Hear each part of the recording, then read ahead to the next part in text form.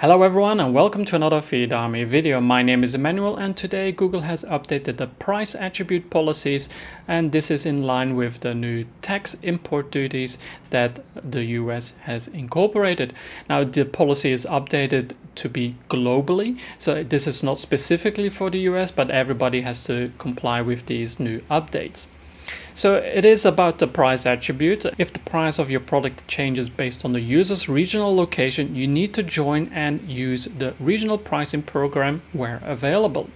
So if we have a look at the regional availability and pricing, we can see that a lot more countries have been added now to be able to use this feature, which is really good because it used to be only the US and some other countries that could use this, and now, as we can see, a lot more. This is very useful for situations where in one state, for example, that you have to price the products at a certain price, while other regions you have to do it differently.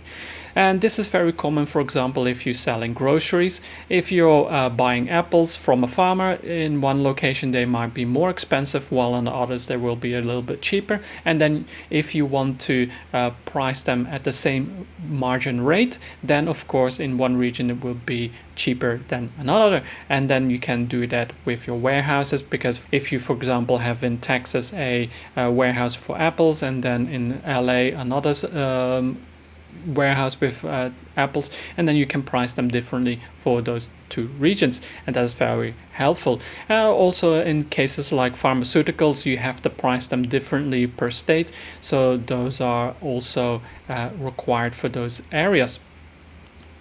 There are also other changes on the price attribute. So if we have a look here, submit all additional charges at the checkout that you charge as a merchant and that are not already included in the price on your landing page with the shipping cost. For example, charges such as service, processing, activation and handling fees that you charge in regions where such fees are legally permitted must be included with the total shipping cost you provide in the shipping attribute or through the Google Merchant Center UI. Government-imposed charges that are paid by customers should not be included in the shipping charges or your price. And then it goes on to say, if any import or export related costs will be due, either include them in the price or clearly indicate those costs on your website. So this is more related to the tax import within the US. So when you have your shipping policy page on your website, which is a requirement, so everybody needs to have a shipping page in the footer and linked in the footer of every page, including the checkout, and you have to include this information. So whether you include those costs, you deal with that, or the customer has to pay for them, you have to clearly explain that.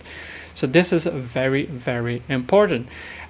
Google will not start suspending accounts that doesn't have this information as of at the moment. I haven't seen any case because this is a new policy, of course, but I wouldn't be surprised if in a couple of months that will start happening. As always, Google is very complex with lots of little policies. And it's so easy to get confused, like what do you need to do, unless you read everything a couple of times and you do it step by step. And if you have any questions related to this, because I have done this for 15 years, I kind of remember what historically has changed and what is still applicable while others are not. So it's very useful to have actually worked so long in the industry to know all these changes. And of course all my videos and tutorials are helpful for getting on top of all these changes. So if you have any questions, feel free to leave a comment downstairs, and thank you for watching, and I'll see you in the next one.